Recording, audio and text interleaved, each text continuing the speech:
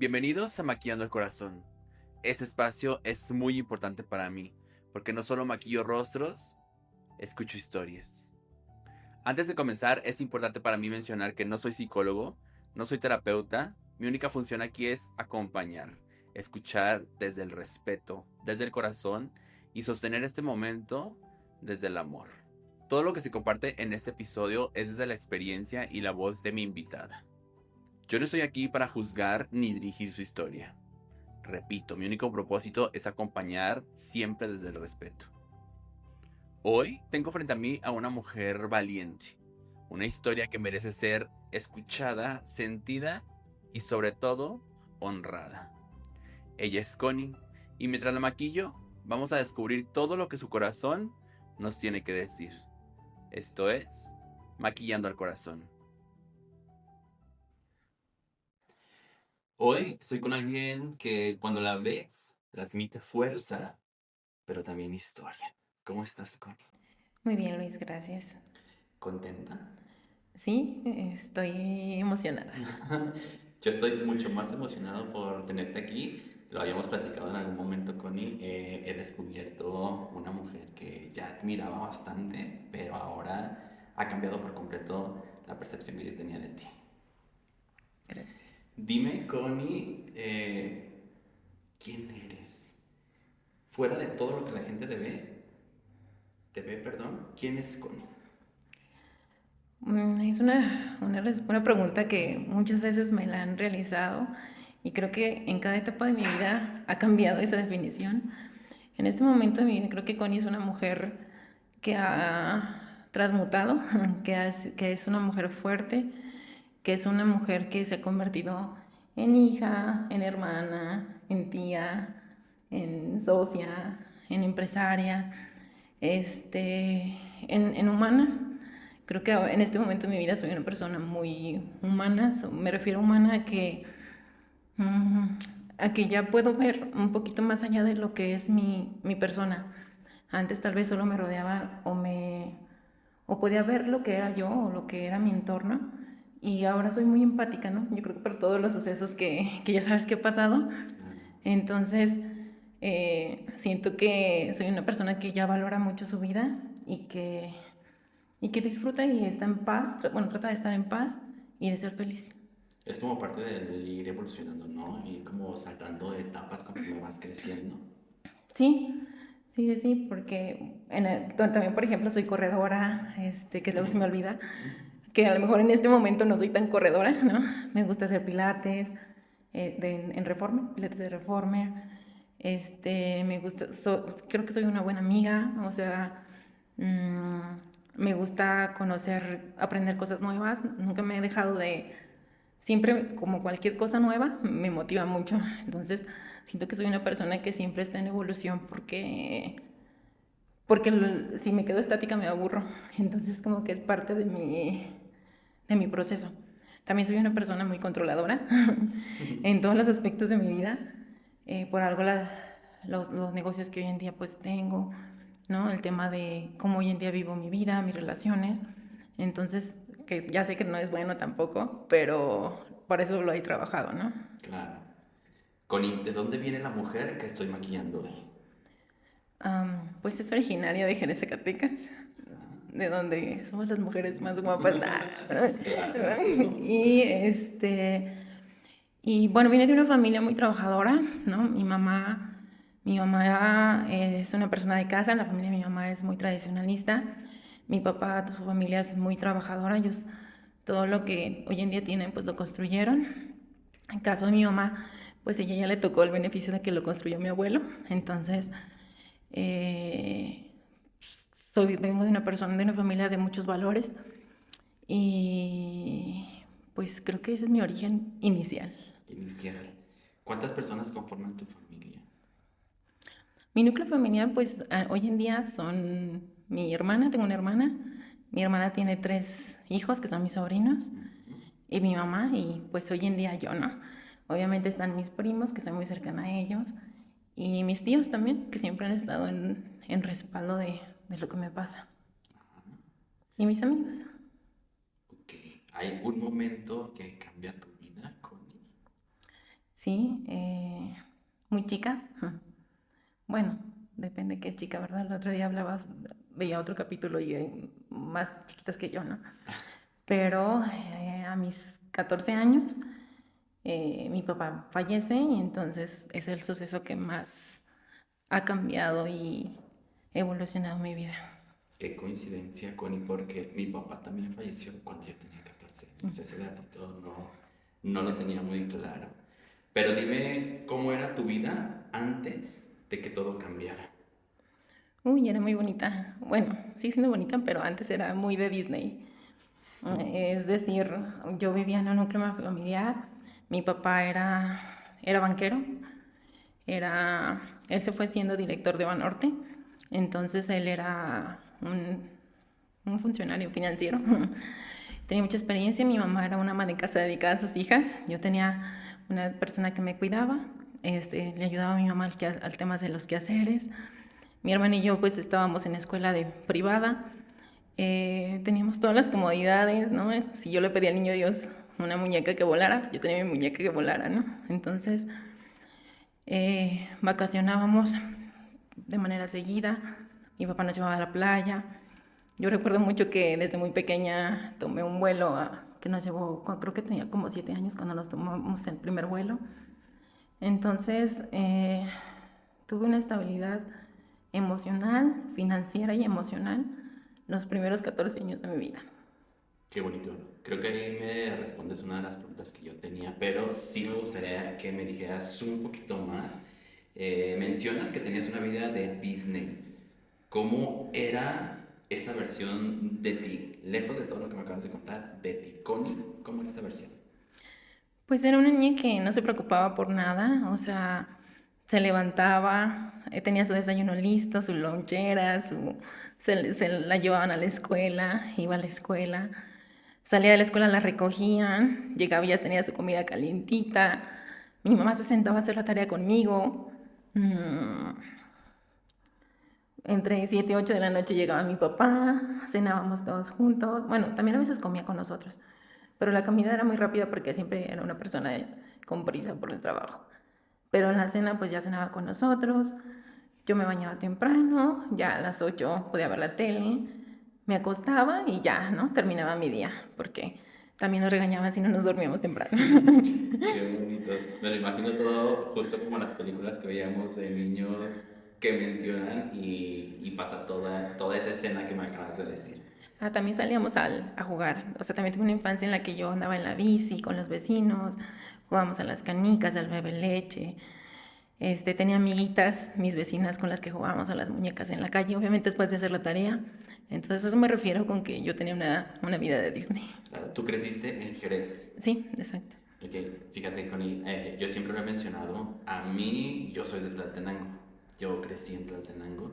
Y para mí, ahora que conozco la vida de la ciudad, de aquí de mi estado, me da mucho gusto y me siento muy contento de haber tenido una infancia en pueblo porque es muy diferente. Y ahorita lo que mencionas, de salir a jugar a la calle, de que si la bicicleta, de que se juntaban todos en tus amiguitos allá afuera de tu casa y eras como muy libre, ¿no? Siempre Sí, cuidada por los papás, pero libre. sí. Bueno, viví también 3 años en Oaxaca. Mi papá lo cambiaron del banco para ser director en Oaxaca, entonces viví 3 años allá, como de los 11, 10 a los 13 aproximadamente. Regresamos a Jerez a vivir porque lo cambian nuevamente y pues retomo mi vida normal. O sea, en Oaxaca también era muy similar a de Disney, pero pues ya hacíamos más cosas, ya turistábamos en una ciudad más grande, ¿no? Ya ahí conocí Monte Albán, Agua, muchos lugares muy bonitos. Mi papá tenía conocidos que los fines de semana nos invitaban a comidas, nos íbamos a las casas de sus amigos. Entonces, fue una infancia muy bonita. Sí, y rodeada por tu familia. Sí. ¿Cómo recuerdas el momento en el que cambió todo, Connie? Uy. Mi papá estuvo hospitalizado un mes aproximadamente aquí en Zacatecas.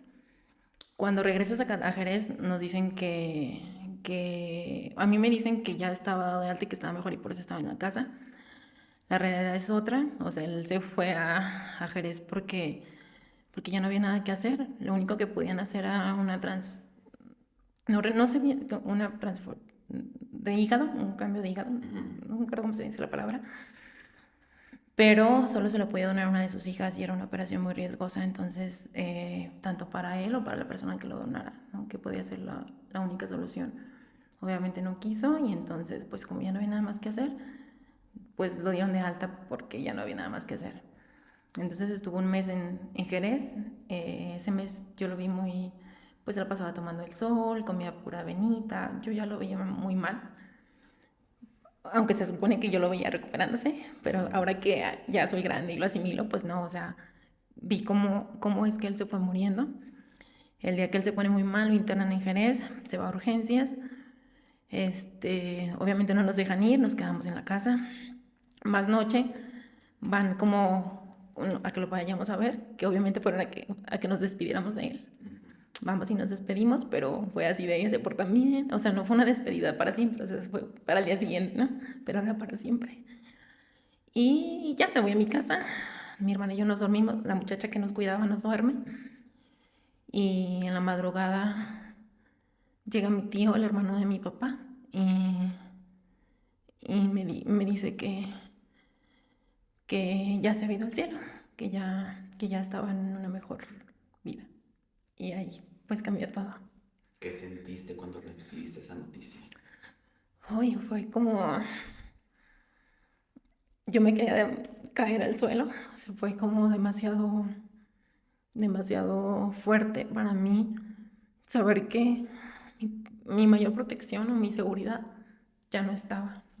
Que ahora lo entiendo así, ¿no? En su momento era así de, ¿cómo que no lo voy a volver a ver, no? Entonces empieza a haber mucho caos en mi casa, o sea, a los 10 minutos llega mi mamá no sabía si ya nos habían dicho, entonces también llegó muy preocupada porque ella no nos quería decir. Mi mamá venía pues obviamente destrozada, mi mamá le planchó su último traje, porque mi papá se quedaba en traje y con corbata. Lo planchó y, y bueno, yo recuerdo que nos cambiaron y nos dijeron, vamos a ir a la funeraria. Llegamos a la funeraria y yo creo que duramos como 4 horas en lo que no lo volvimos a volver a ver, pero ya lo vi en la caja, con su traje limpio, como si estuviera dormido. Y esa fue la última imagen que yo tuve de él, estando ya ahí, ¿no? Que fue que nos dejaron todavía abrazarlo. Ya ves que luego tiene como el vidrio, la lápida, la abrieron, pudimos abrazarlo.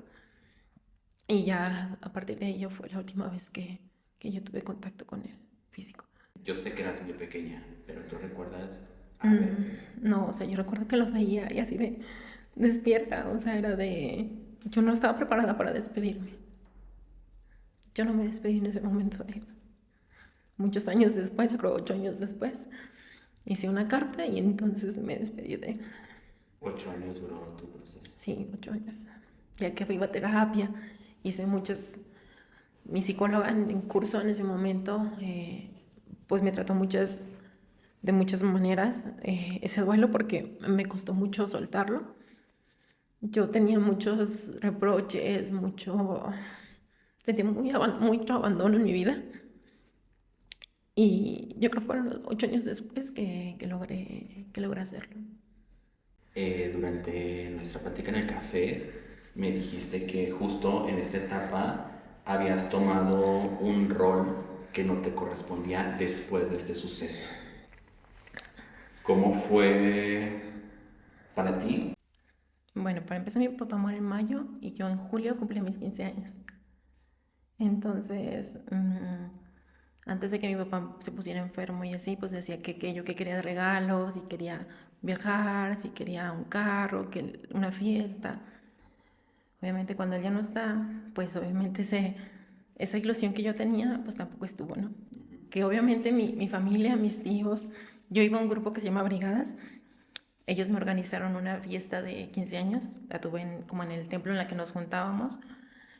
Y y entre todos llevaron mis tíos, bueno, mi abuelo y así, llevaron el pastel, hubo una cena, o sea, no era como yo lo había pensado, pero fue muy bonito. O sea, fue una fiesta de 15 años con mucho amor, con mucha unión, ¿no? Y acabamos de tener, hace 2 meses que habíamos enterrado a mi papá, ¿no? Entonces fue un evento muy, muy bonito. Entonces mi vida cambia porque nos mudamos a Zacatecas. Mi mamá es originaria de aquí, de la ciudad. Su familia, toda la familia materna de mi mamá está aquí. Entonces ella decide por el tema de las escuelas. Yo empezaba la prepa, justo empecé en la prepa. Entonces me mudé para acá y obviamente mi cambio de vida fue no solo en cuestión sentimental, sino en mis amistades. O sea, cambió toda mi vida desde el kinder hasta la secundaria. Estuve en una misma escuela, tuve unos mismos amigos. Entonces cambié a una escuela en la cual yo ya no tenía un mismo modelo de educación, ¿no? Conocí muchas personas. O sea, ya no estabas en colegio. No. Me metí a la Universidad Autónoma de Zacatecas, orgullosamente en UAS. Y pues conocí el mundo real. Yo vivía en una burbuja. Las familias con las que yo convivía, pues todos eran un núcleo familiar en los que estaban papá, mamá y todos eran muy felices o aparentaban ser muy felices.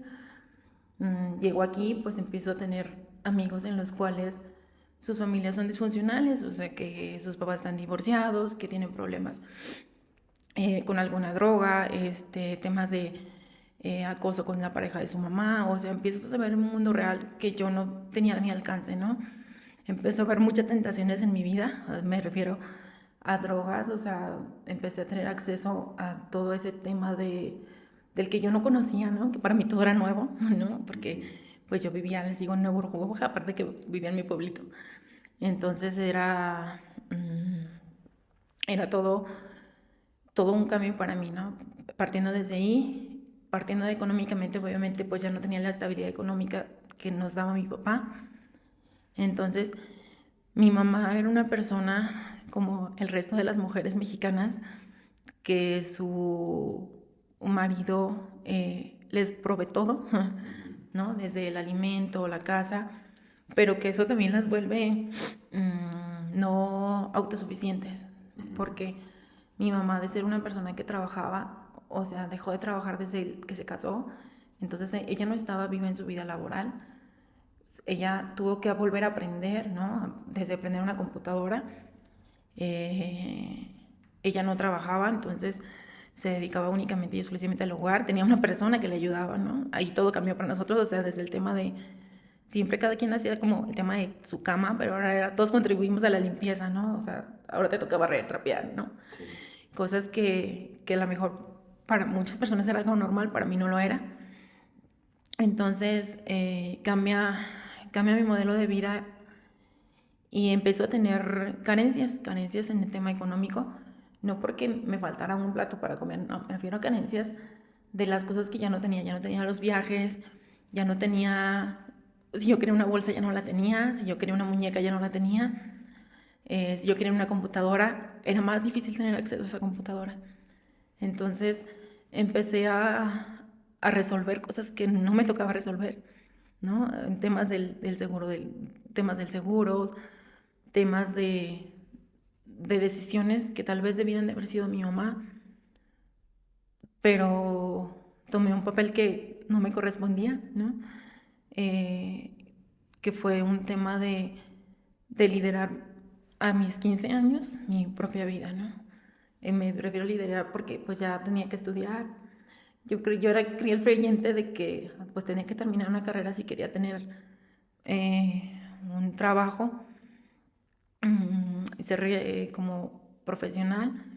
Entonces, pero no me era suficiente con el dinero que mi mamá me daba. Entonces, a la par comencé mi vida laboral muy pequeña. Yo vendía planes de Telmex, de los que te marcaban por teléfono y te molestaban arduamente hasta que te cambiaras. Y también lo hacía en campo, es decir, también iba a la calle y tocaba casa por casa. Entonces empecé a trabajar en diferentes cosas. También fui encuestadora para temas de política que me contrataban. Entonces también iba casa por casa. estuve en campañas y así sobrellevé el tema de la prepa y la parte económica que yo quería ganar mejor. Todo esto lo hacías por querer mantener el nivel de vida que tú llevabas antes cuando vivía tu papá. Sí, sí, yo no me hacía la idea de tener otro nivel de vida para el que desde muy pequeño me dieron. Entonces yo decía, es que no me falta, pero tampoco es la comodidad con la que yo vivía, ¿no? Y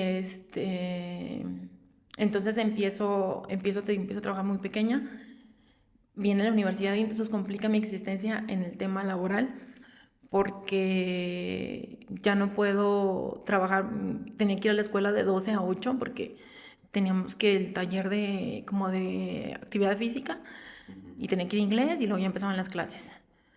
Entonces el turno era por la tarde y, o sea, ya no había manera de hacer. Entonces yo decía, es que yo no puedo vivir sin un extra. Entonces siempre he sido bien ñoñilla, siempre. Bueno, no de las que estudian tanto, pero siempre se me ha facilitado el tema de los números, el tema de la comprensión, el tema de la retención, todo lo que tiene que ver con finanzas, números. Me considero muy buena. Entonces, aprovechando mi buen promedio en la escuela, pues me busqué unas becas y entonces empecé a ser becada por la escuela. Creo que tengo muy presente quién era mi papá laboralmente, ¿no? Entonces yo siempre lo vi ser una persona muy humana, muy trabajador y logrando sus objetivos laborales. Entonces yo decía, es que yo quiero ser como mi papá. Y eso me aferré. Connie, sanar no es de inmediato y me mencionas que te llevaste 8 años. ¿Cómo fueron esos 8 años contigo misma? Pues fueron centrarme primero, o sea, yo huía o yo me refugiaba en mis actividades académicas y laborales. O sea, toda mi energía estuvo enfocada en lograr ese objetivo, en terminarlo, en hacerlo.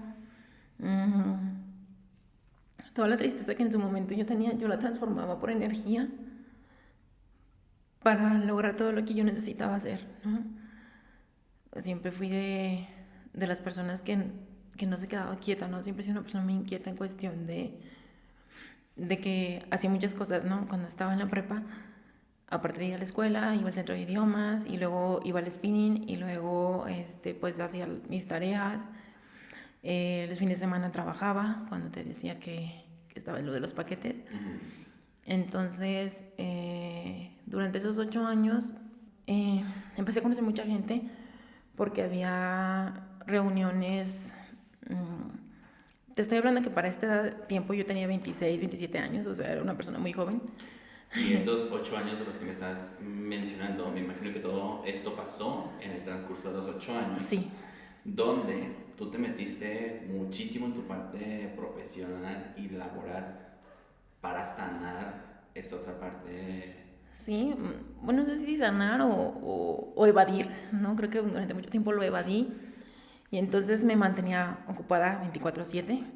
Te comento que empecé a conocer a muchas personas de diferentes rubros de la industria de tecnología, empresarios, y me empecé a dar cuenta que éramos muy pocas mujeres las que nos rodeábamos en ese mundo y fui aprendiendo y me empecé a desenvolver, pero los empresarios me veían como la asistente, o sea, como no era yo la coordinadora, no era yo la gerente.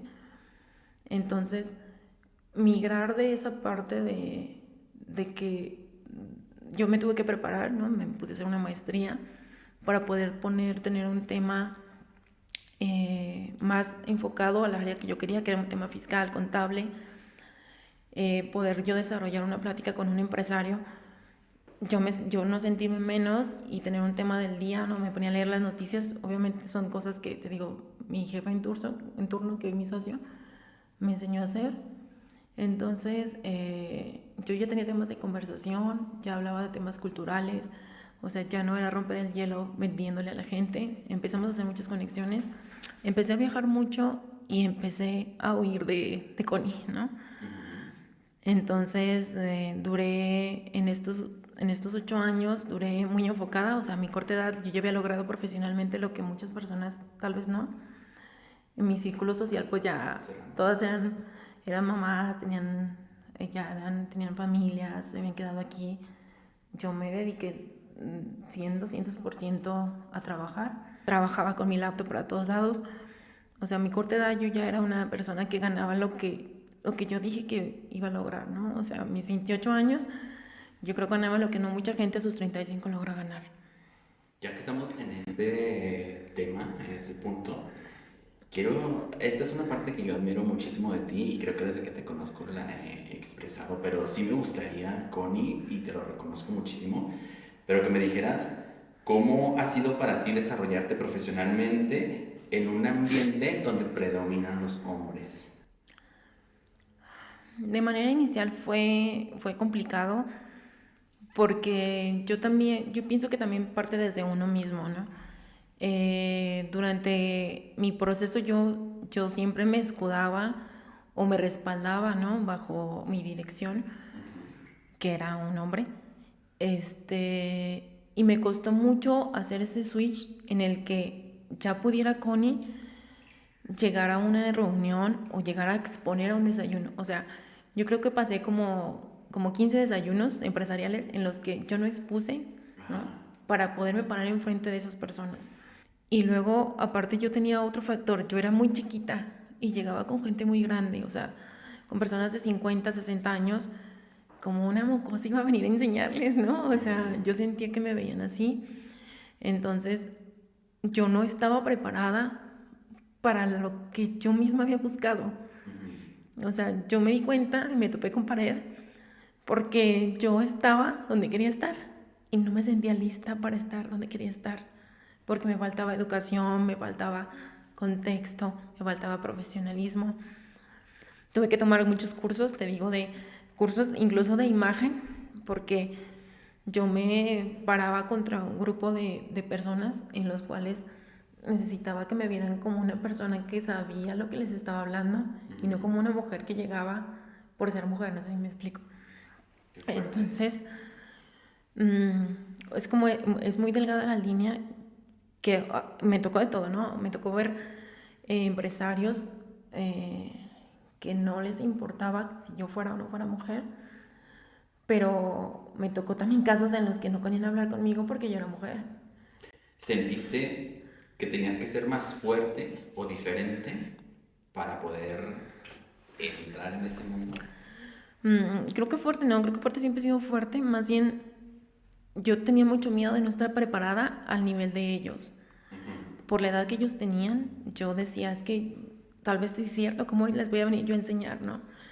Pero entonces me fui dando cuenta que sí, o sea, que yo sí sabía más que ellos, porque luego les platicaba y ellos no sabían. O sea, ellos son muy buenos en lo que ellos hacen, ¿no? Que son desarrolladores de TI o que son muy buenos para tus temas de procesos, pero para el tema financiero no son tan buenos. Entonces me empecé a dar cuenta que yo dominaba demasiado el tema y que era yo la que estaba poniendo esa barrera en un tema profesional.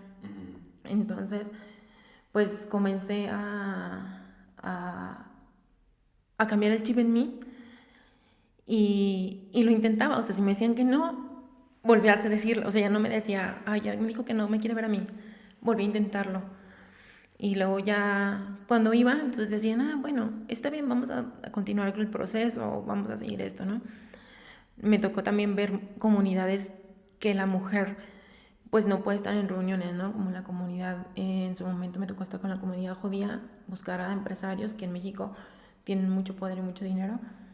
Entonces, ahí no tenía manera de yo llegar porque el contacto lo tenían mis jefes.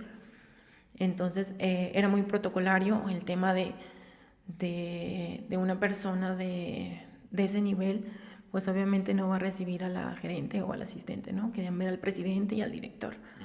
Una cosa es como el machismo y una cosa es el tema cultural que pues cada comunidad tiene.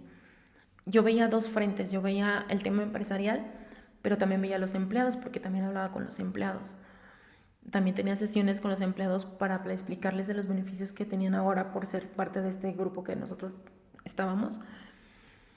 Y también también sentía ese proceso de cuando no te querían ligar, cuando no te querían, ¿cómo me vas a venir a enseñar? Yo quiero hablar con mi jefe o con tu jefe.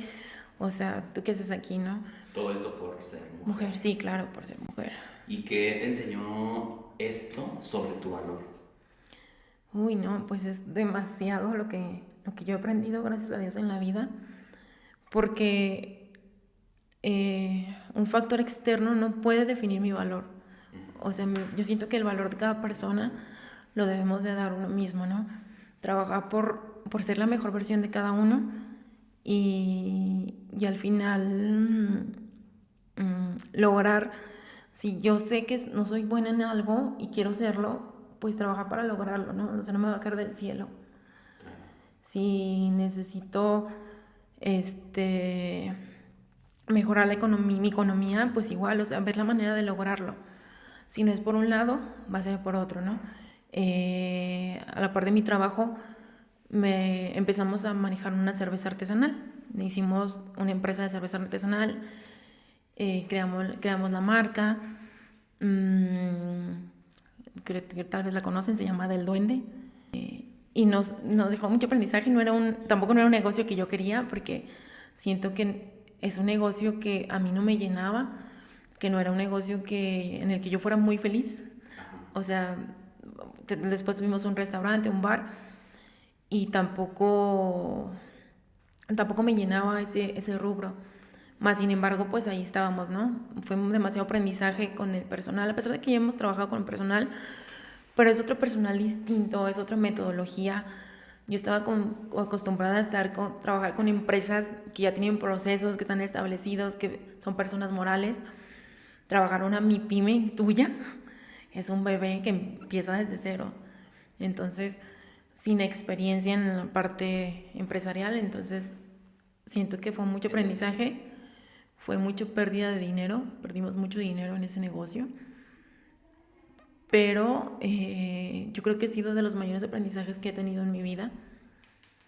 Y volvemos a lo mismo, ¿no?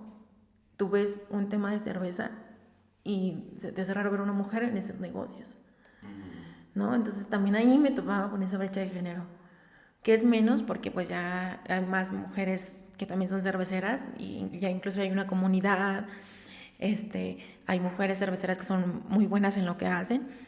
Y te empiezas a dar cuenta, ¿no? Que en cada nicho hay círculos de mujeres que saben hacer muy bien cualquier función que pueda hacer un hombre, ¿no? Entonces, siento que el valor no determina el género, sino las capacidades que tú vayas desarrollando.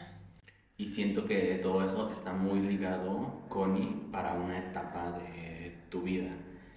Me refiero a que toda esta disciplina que tú tienes, toda esta entrega que tú tienes, esta tenacidad, te ayudó para esa parte donde recibiste un diagnóstico.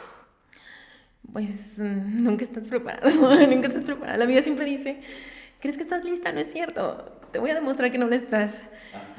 Entonces, a la par, en el 2019, todavía yo trabajaba en la otra empresa chilanga, en la empresa de Feña que les platico donde trabajé durante 8, 9 años de mi vida.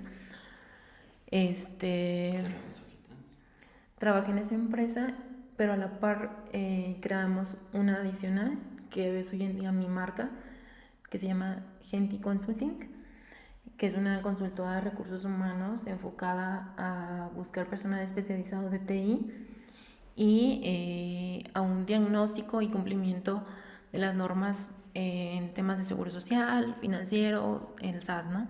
Entonces, en ese punto en el que yo voy como en crecimiento con mi empresa, también a la par empieza una nueva etapa en mi vida, me convierto en corredora, empiezo a correr porque me da COVID y salgo del COVID intacta. Me puse muy mala porque tengo temas con asma por temas de las alergias.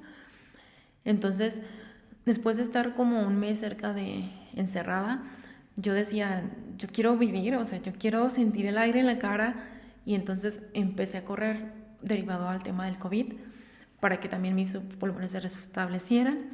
Y desde entonces empieza mi vida runner.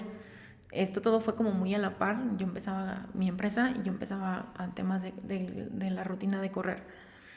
Obviamente soy una persona muy madrugadora, corro a las 6 de la mañana. Qué fuerte. En mayo del año que me comentas que me pasó algo de manera de salud, corro mi primer maratón. Pasa el maratón y entonces me empiezo a sentir mal.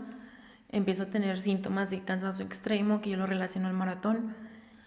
Pero la realidad es que no fue el maratón. Yo fui con la ginecóloga porque yo tenía retrasos en mi periodo y tenía otros temas hormonales. Voy y me dice que me manda a hacer muchos estudios, dentro de los cuales un tema de hipotiroidismo y hiper.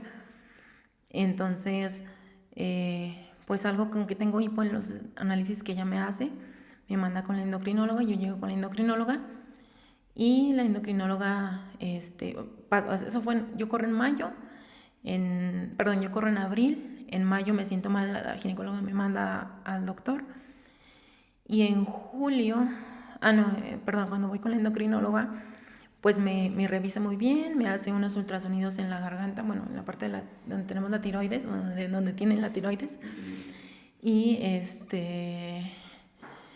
y entonces me siente 3 nódulos en la garganta, me sientan y me comienza a explicar y me dice que yo traía muy alto el tema de mi hipotiroidismo, pero que también traigo nódulos, que esos nódulos son bolitas en la garganta, bueno, pegados a la tiroides, que en algunas ocasiones pueden ser cancerígenos.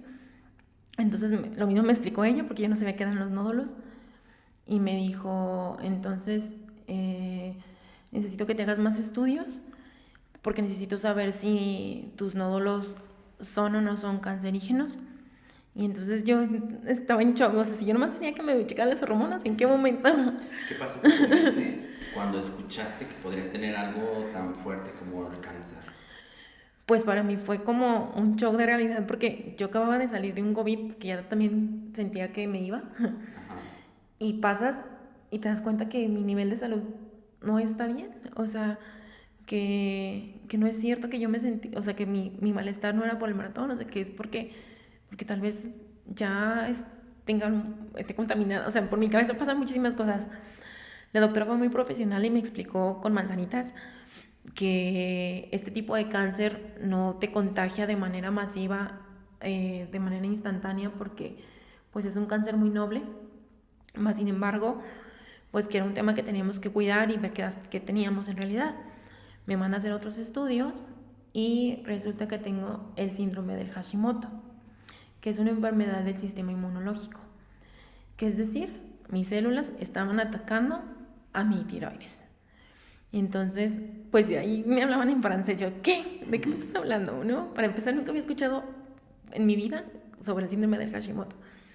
Obviamente, como buena investigadora que soy, me pongo a investigar qué es y me empiezo a dar cuenta que hay muy poca información sobre esa enfermedad, porque siempre se trata como hipotiroidismo, cuando la realidad es que no es lo mismo. Esta enfermedad es un ataque hacia tus propias células, o sea, tenemos células en el cuerpo buenas y malas, y mi propio cuerpo se atacaba hacia el mismo, hacia mi tiroides. Entonces en ese momento yo entré en un choque de, o sea, cómo yo misma me voy a estar atacando a mí misma, ¿no?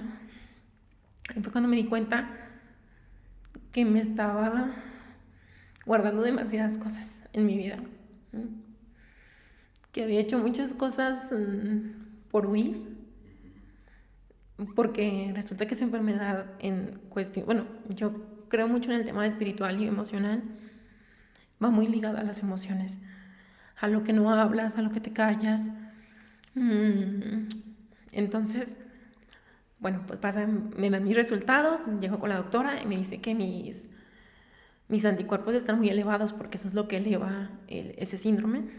Los traía muy altos, no recuerdo creo que lo normal son 20, 18, yo los traía un 180, una cosa así. Entonces me vuelve a revisar los nódulos y en lugar de haber disminuido su tamaño, aumentó. Entonces me dice, es que ya necesito que te hagas ay, se me fue el nombre. Creo que se llama biopsia. Cuando te hacen una extracción para una parte de tus células para saber si está contaminado o no. Me explicó que pues hay un rango de 5 y que puedes ser que salga 1 o 2, que es que no tienes nada, 3 es que puede ser que sí que no, 4 y 5 que sí estén contaminadas. Entonces, pues obviamente yo en mi vida me había hecho ningún procedimiento médico porque siempre había tenido muy buena salud. Y yo estaba aterrada cuando me sacaron en ese pedacito de tejido, o sea, yo no sabía qué iba a pasar, que al final es algo muy sencillo, pero pues uno desconoce, porque obviamente no soy médico. y y bueno, pasa que me daban los estudios creo que 3 o 4 días después, y pues con la novedad de que mis nódulos no quisieron decir si eran cancerígenos o benignos porque salió en el 3.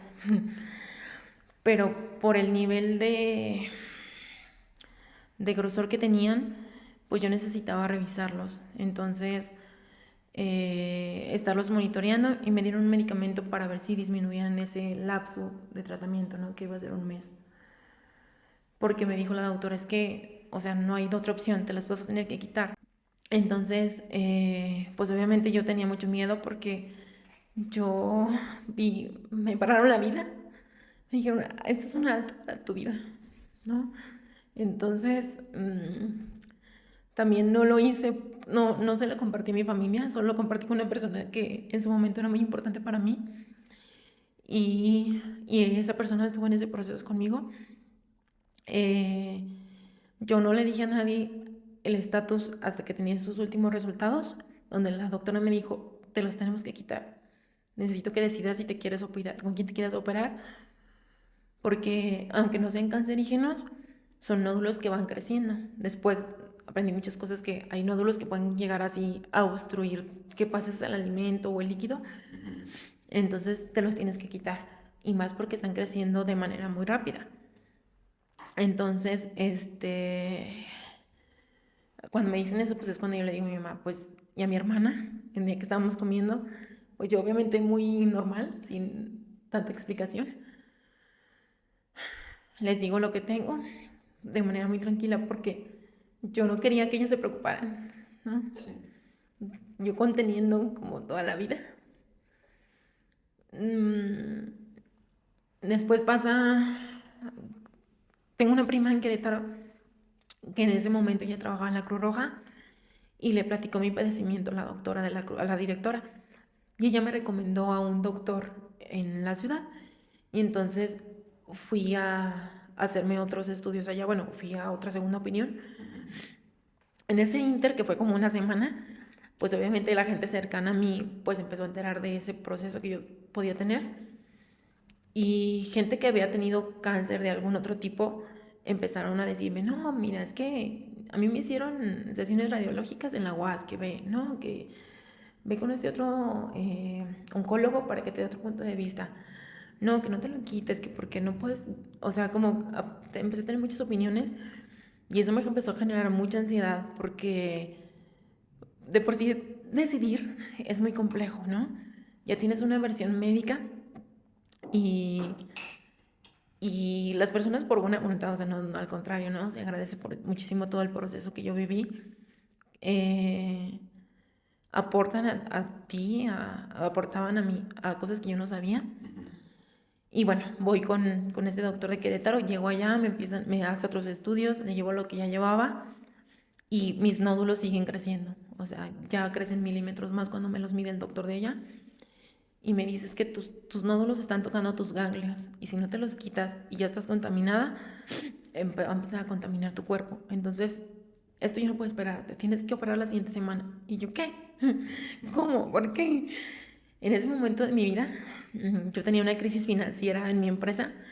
Teníamos bloqueadas las cuentas bancarias por el Seguro Social porque habíamos tenido un retraso en el tema del seguro. Yo en enero había dado de baja mi póliza de gastos médicos mayores que había tenido durante 9 años, y no tenía ningún otro seguro. O sea, Justo cuando más sí, duré muchos años con ella y la di de baja en enero, y en julio me entero de todo este proceso, ¿no? Entonces,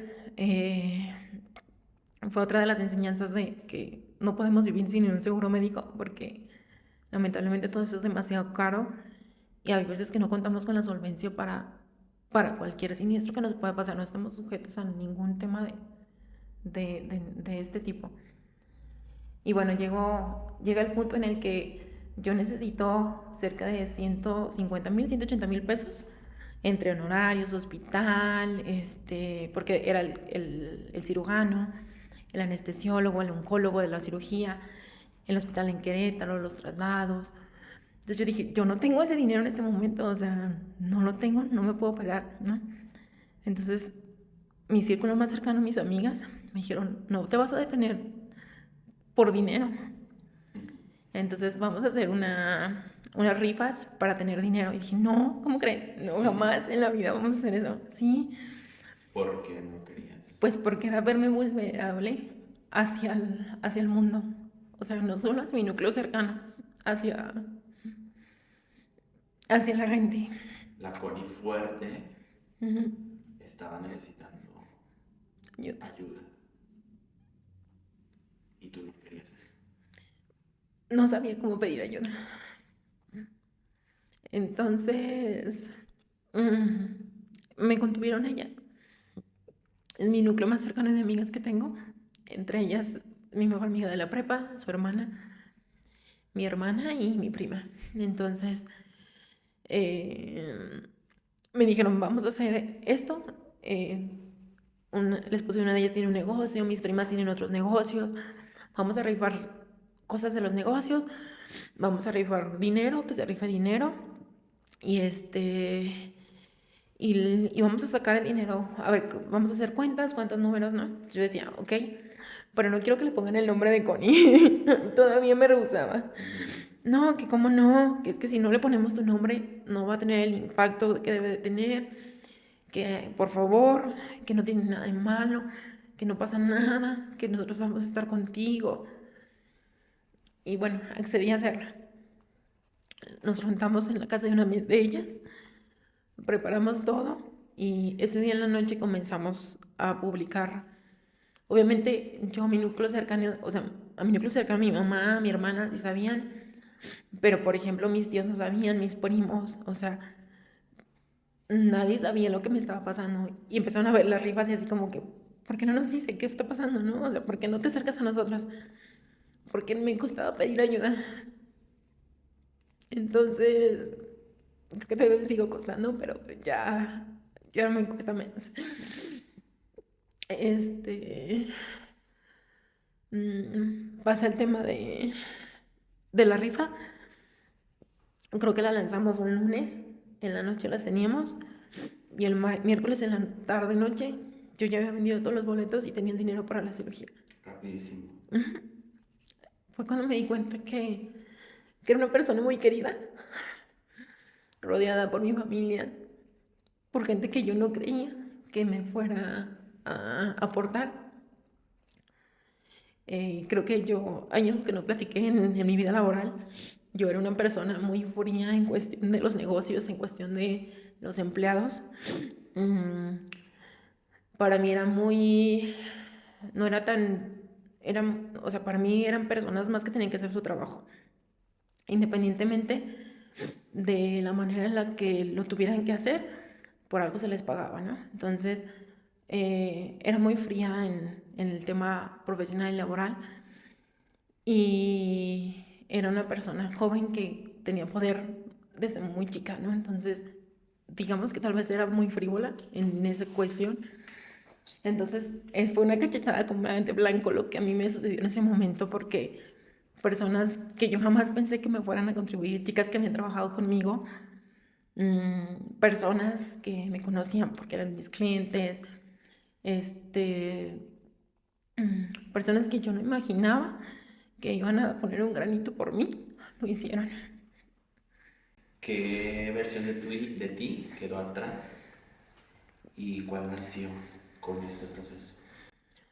Pues fue muy complejo porque pues todavía pasó el tema de la cirugía, o sea, yo me vi en el quirófano y en ese momento que yo cerré los ojos, yo dije, yo no sé si vuelvo a despertar. Ahí cambió mis perspectivas de la vida. Dije, he desperdiciado mi vida no siendo feliz, logrando generar un vacío mm, con temas económicos y laborales y no he vivido con paz y felicidad. Entonces me dije, si yo abro estos ojos es porque voy a ser feliz y voy a disfrutar cada día de mi vida. Y pues así pasó. Pasó la cirugía. Obviamente ahí no terminó el mal porque todavía tenía que esperar 15 días en que me dieran los resultados de que mis nódulos eran cancerígenos o no. El proceso de recuperación fue muy complejo porque era una enfermedad que yo tenía desde hace 8 años. Casualmente, o sea, cuando me pasó eso, coincidía con el suceso de mi papá, porque se supone que es una enfermedad que explota por un suceso muy importante en tu vida sentimental. ¿Lo relacionas Sí, con la muerte de mi papá. por haberte quedado Sí, callada, por guardarte todo eso? pues lo que yo he leído en ese tipo de enfermedades es como el suceso, el acontecimiento como tal es lo que explota ese tipo de enfermedades.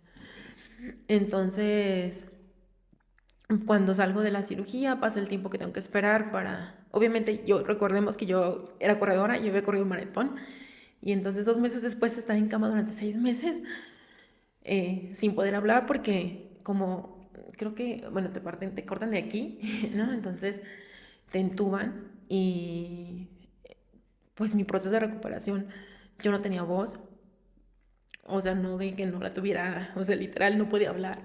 Como cuando andas súper afónico de la garganta, así estaba mi voz. Entonces, no podía hacer cosas por mí sola, duré 1 mes en cama completamente.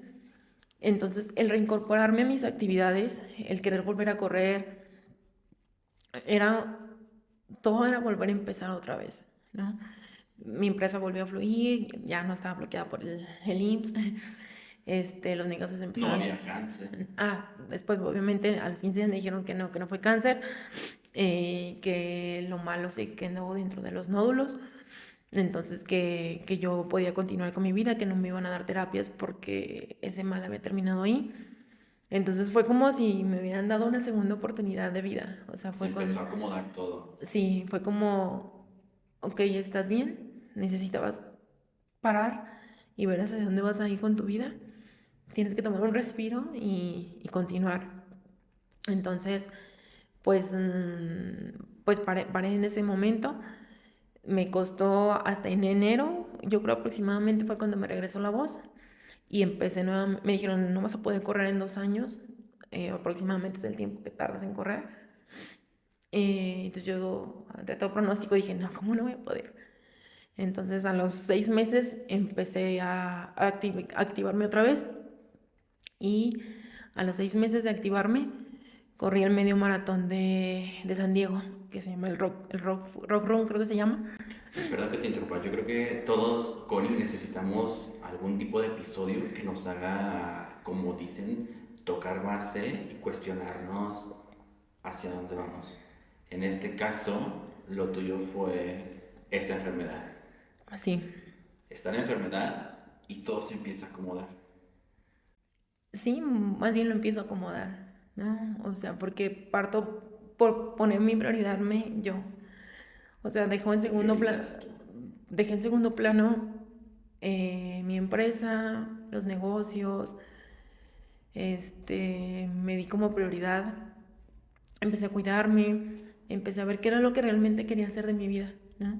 Ahí fue cuando me di cuenta que quiero ser mamá, ¿no? Es un tema que a lo mejor nunca me había puesto a pensar que yo quería una familia, que yo quería tener porque estaba tan enfocada en ser Connie la empresaria, Connie la negocios, Connie, bueno, que ahí no me dicen Connie, tengo un nombre artístico, un nombre artístico, pero ahí yo era otra persona que estaba dejando fuera a la mujer, que no se estaba complementando, se las había separado, ¿no? Exacto. Entonces, porque obviamente me volví muy masculina, o sea, me volví proveedora, me volví, Tu energía fue muy segura, masculina. sí, claro.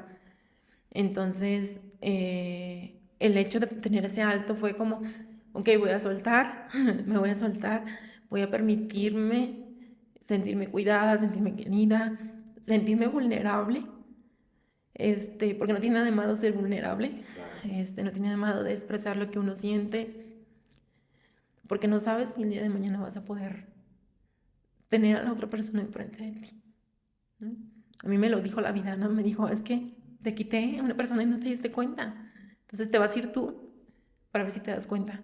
Y sí, ya me di cuenta que uno no puede vivir sin disfrutar la vida, sin vivir de manera feliz, plena, en paz, pero desde una, ¿no? O sea, sin tampoco el juicio que pudiéramos sentir de los demás o del entorno, ¿no?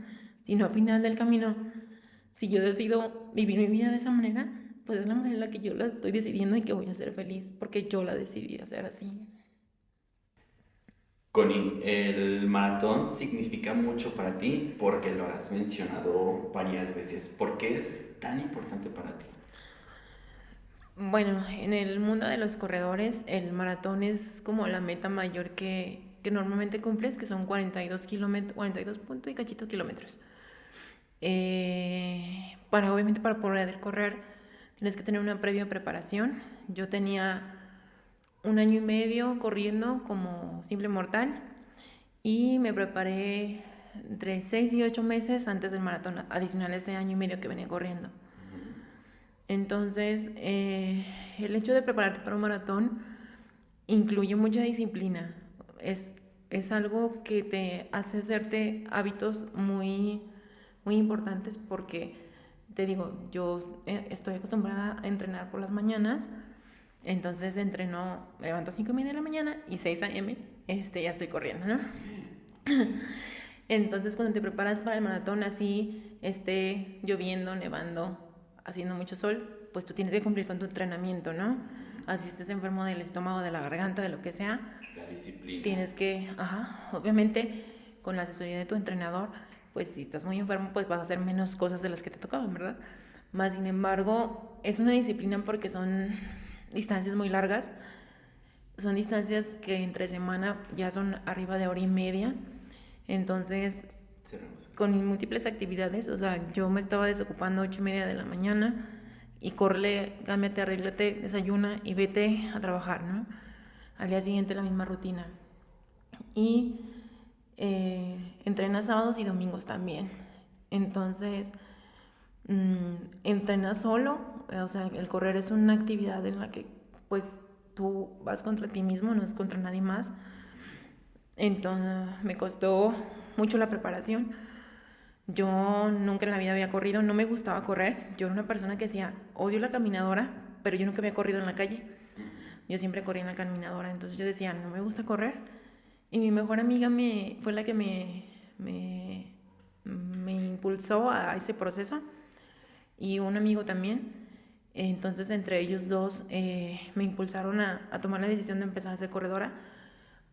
El maratón fue mi entrenadora la que me motivó y ellos mismos también. Entonces, pero yo me preparo mucho para ese proceso y me doy cuenta que lo que realmente importa es el proceso. O sea, tú te preparas, pero se tiene que disfrutar todo, no solamente esos 42 kilómetros. Porque para mí no fue gratificante correr el maratón. De hecho, me costó mucho correrlo. Yo corrí el maratón de Lala, que es el de Torreón. Entonces, son temperaturas muy calientes. O sea, corres a grados muy arriba. Estamos acostumbrados a correr en el frío.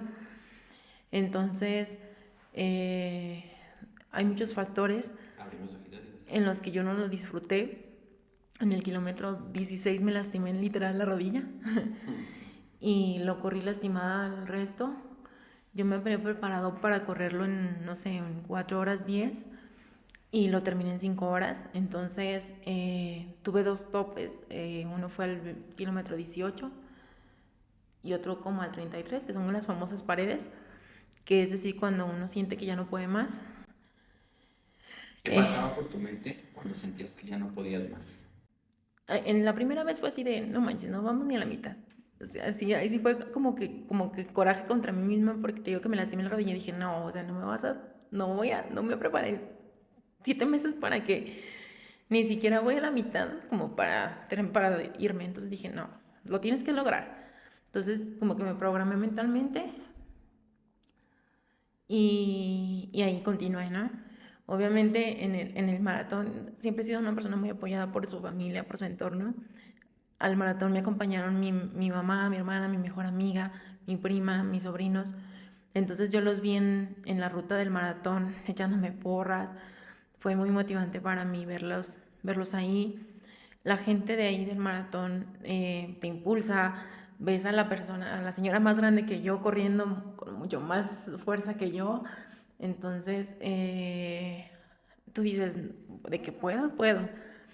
Cuando llego al kilómetro 33, que es cuando te digo que tuve la segunda pared, ahí sí empecé a caminar y dije, no, no voy a poder, no voy a terminar. Y la misma gente te empieza a decir, vamos, si puedes, adelante, lo vas a terminar. Sí, claro. Te da juguitos, tequilas, naranjas, y empiezas a avanzar. Para el kilómetro 38 yo estaba derrotada, o sea, yo sentí que no iba a llegar. Ahí tú sentiste que... Ya, yo dije, no, yo no voy a llegar, o sea, me faltan 3 kilómetros. Ya había corrido 38, pero me faltaban 3 kilómetros y decía, ya no puedo. ¿Y en ese momento qué pasó? Llegas a un punto en que ya tu mente es la que la que le vas ordenando a las piernas que corran. O sea, tus piernas ya van en automático, o sea, ya van súper cansadas, el calor está horrible. Creo que para el kilómetro 39 aparece mi amiga Zaida, aparece en ese proceso corre un pedacito conmigo y ella me impulsó. Entonces, así como en el maratón, lo comparo con la vida, porque siempre hay personas en la carrera, o sea, la vida es una carrera y siempre te preparas para vivir la carrera, pero no te das cuenta que tienes que disfrutar esa preparación, aunque en este comparativo para mí la carrera es la vida, pero uno siempre quiere lograr el objetivo y ser feliz hasta el final. Y no te das cuenta que la felicidad va desde que vas corriendo, ¿no? Desde que vas disfrutando, que vas viviendo. Ya llegué al kilómetro 40 y cachito y empiezas a ver la meta. Obviamente la vibra cambia, la gente, la adrenalina que llevas. Es como el de Mario Bros, que te echan tu estrellita, te lo juro. O sea, sientes eso en esa parte. Yo creo que todos los que hemos corrido maratón sabemos a qué me refiero con esa estrellita. Cuando ya ves la meta dices, ya llegué, o sea, ya, bueno, vas a correr un poquito más rápido y llegas. Entonces, para mí fue, lo logré, llegué. Pero llegué frustrada, ¿por qué? Porque no había hecho el tiempo que yo quería, porque no lo había terminado como yo quería, porque me sentía destrozada de las piernas.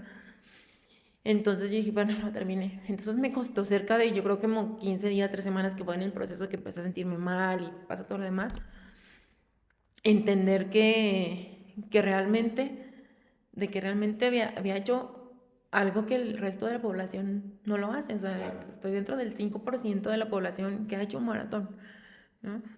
Que es disciplina, que es echarle corazón. Te conviertes cuando sirves a muchos amos, con alguno queda mal. Pues yo quedaba mal con mis amigos, porque obviamente no tomas, porque obviamente te disciplinas, porque obviamente comes balanceadamente para llegar a tener pues la anatomía en tu cuerpo que necesitas para correrlo. Entonces, así yo estuviera de fiesta, así tuviera lo que tuviera, o sea, yo me tenía que ir porque al día siguiente entrenaba. Entonces, es una disciplina muy difícil y no cualquier persona pues logra ese proceso, ¿no? Ahora yo lo entiendo.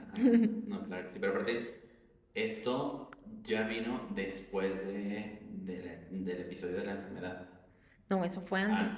Eso fue en abril y yo en mayo me entero que estoy enferma y en julio me entero de todo el problema. Okay.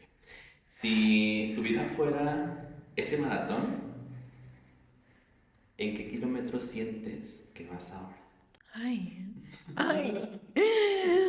qué complicado. ¿En qué kilómetro iría? Ay, no, yo quisiera ir en el que me siento más feliz en el maratón. Pues es que creo que en el kilómetro 24, 23, que es cuando veo a mi familia, que te digo que los vi, que fue la parte más bonita del maratón, porque, o sea, todos los chiquillos con los carteles, entonces creo que la paz que yo tengo en este momento es parte de la energía que me da ese momento del maratón. Entonces, no es que creo que no me gustaría que mi vida siguiera como el maratón, ¿no? Porque ha sido muy difícil el maratón a partir de ese kilómetro. Pero, y del 1 al 16 los disfruté mucho. Entonces, creo que del 1 al 16 y el momento en el que veo a mi familia son con los que comparo más el maratón, pero por lo que en este momento me siento muy plena, me siento muy feliz, me gusta lo que hago. Creo que soy una persona que su círculo a lo mejor ya no es igual de grande que antes, pero están las personas que tienen que estar. Y al final yo permito esa paz que debo de tener en mi vida. Qué bonito, tu familia siempre, a lo largo de toda esta plática, tu familia siempre ha estado presente desde que iniciamos hasta este punto. Y eso me da muchísimo gusto porque me hace saber que nunca has estado sola. Sí, y aunque muchas veces lo creí estar, pues realmente nunca estuve. O sea, yo me centré en mi burbuja de yo puedo sola, nadie, todos contra mí, yo puedo sola, ¿no? Pero Sí.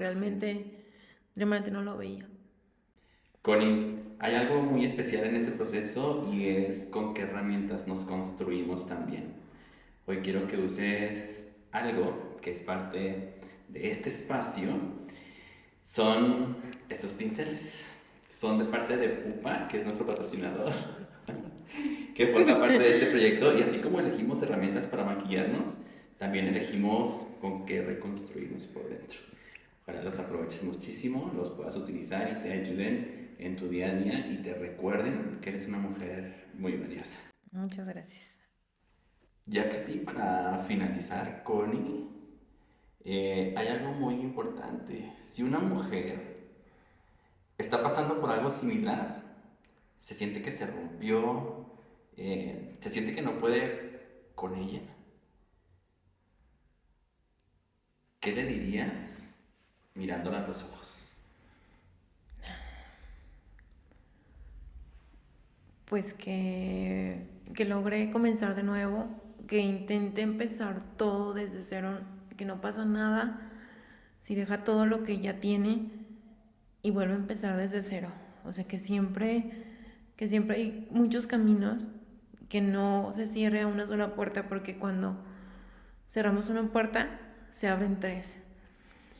Y que se acerque, que pida ayuda, que sea vulnerable y se acerque a su círculo más seguro, que ella lo va a descubrir, o sea, que ella puede saber al momento en el que ella se sienta segura de poder platicarlo con alguien, que se acerque a terapia, que se vea en el espejo y se crea la mujer bonita que es.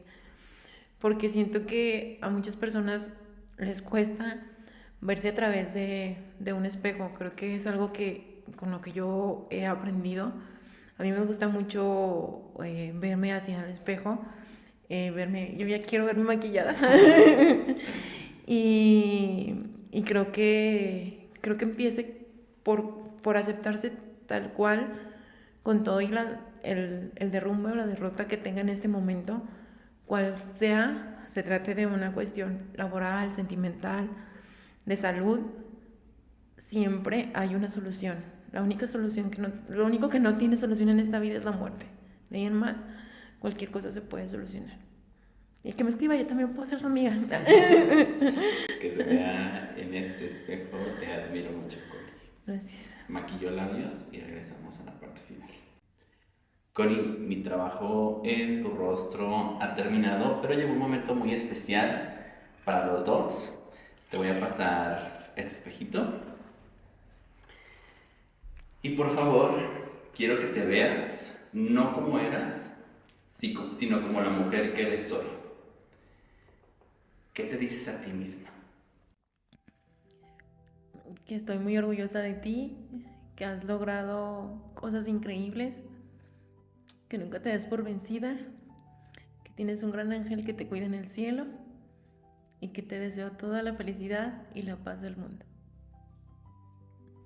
Gracias por ser la mujer que eres hoy y por no rendirte cuando todo te pedía que lo hicieras. Gracias por estar en mi silla. Gracias. Mucha gente cree que ganar es llegar primero, pero hoy entendí que ganar también es volver a empezar. Connie, hay dolores que no se superan, se aprenden a abrazar, y aún con ese vacío, te volviste a levantar. Eso es una forma de amor propio muy valiente. Hoy tu historia no solo duele, también sana, porque le recuerda a quien te escucha que está bien no estar bien, pero también que sí se puede seguir. Esto fue Maquillando el Corazón. Te espero en un próximo episodio con un nuevo corazón por maquillar.